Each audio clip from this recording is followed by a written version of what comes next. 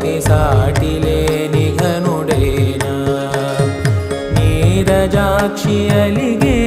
వేళ నుడి విల్లు ముడి వంచగలడా సడే చాలు శత సైన్యాలు నడిపే ధీరుడైనా